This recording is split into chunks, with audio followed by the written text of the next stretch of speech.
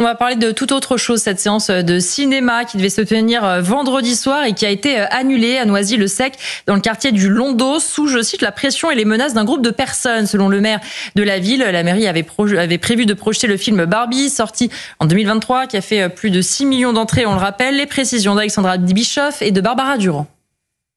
Dans cette commune de Seine-Saint-Denis, c'est l'incompréhension la plus totale. Je trouve ça aberrant, surtout que j'ai déjà emmené mes enfants à aller le voir.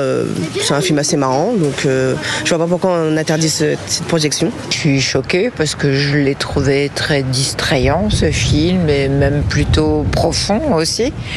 Je vois pas pourquoi il est interdit. Enfin, c'est assez choquant même pour moi. Je trouve ça bête.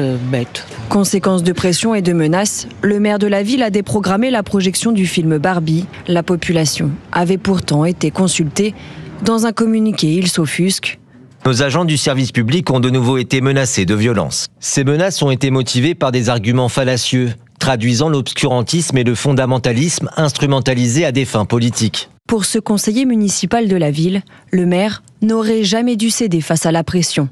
Céder et annuler ce film, cette projection, c'est reculer face à ces personnes qui viennent mettre des pressions sur les élus. Et pour moi, le fait de déprogrammer ce film était un renoncement et une totale erreur. Olivier Sarabérousse a annoncé porter plainte. Le film au box-office à l'été 2023 n'avait jamais été interdit en France, contrairement au Vietnam, au Koweït ou encore au Liban. Je voudrais qu'on regarde la réaction d'Aurore Berger, ministre chargée de l'égalité femmes-hommes et de la lutte contre les discriminations, qui s'est exprimée auprès de CNews à propos de cette annulation. Les habitants eux-mêmes avaient choisi ce film, un film populaire, drôle, intelligent, féministe, un film qui a réuni plus de 6 millions de spectateurs en France. Jamais nous ne devons céder face aux menaces, aux tentatives de déstabilisation et à l'intégrisme religieux. À chaque fois que l'on cède, on leur donne raison, et dans notre République, c'est inacceptable.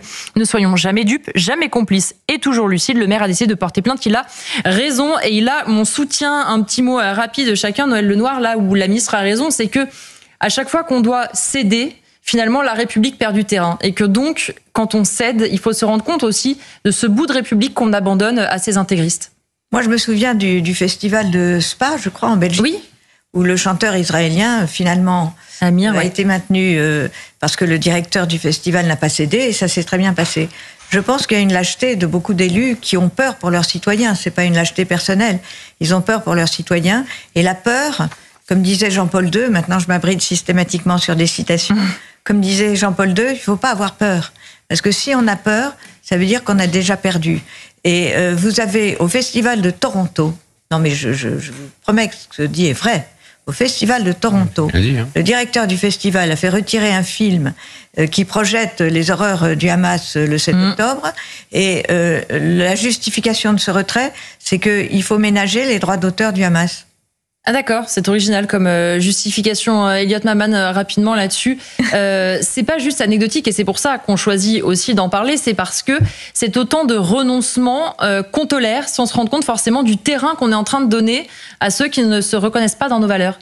Oui, absolument. Et ce sont d'ailleurs des renoncements sur une histoire fictive qui n'est pas anodine puisqu'elle représente une femme a priori plutôt émancipée. Il y a aussi dans ce film une importance conférée au corps sexué qui de toute évidence a pu gêner un certain nombre de fondamentalismes qui d'ailleurs ne sont pas précisés dans le message du maire. Et d'ailleurs simplement une chose, je l'ai déjà dit hier soir, mais on est parfois très critique dans une partie de la presse de droite à l'encontre d'une industrie culturelle et cinématographique qui pourrait produire des films excessivement progressistes, qualifiés de woke. Et d'ailleurs, il y avait eu un débat autour de Barbie pour déterminer si oui ou non ce film était woke.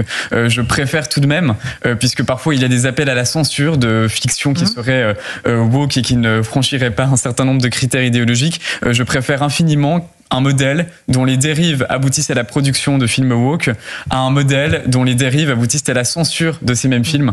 Et je pense que c'est aussi quelque chose que l'on doit se rappeler, puisque finalement, on voit qu'ici, il y a une opposition à la liberté tant de voir un film qui avait été choisi par les habitants de la ville, mais aussi à la liberté de représenter un certain nombre de choses qui sont mentionnées dans ce film. Et bien finalement, peut-être que notre modèle, malgré toutes ces dérives, n'est pas si